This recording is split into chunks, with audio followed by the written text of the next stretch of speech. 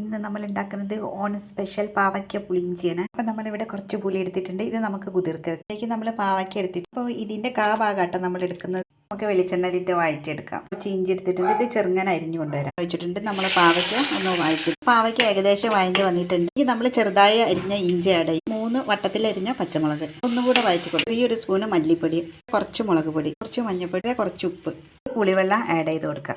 ഇതിലേക്ക് ആവശ്യത്തിനുള്ള വെള്ളം ആഡ് ചെയ്ത് അടുപ്പത്ത് വെച്ച് വേവിച്ചെടുക്കുക. ഇനി നമുക്ക് പുളിയിലേക്ക് 1 കരണ്ടി അരി റോസ്റ്റ് ചെയ്തെടുക്കുക.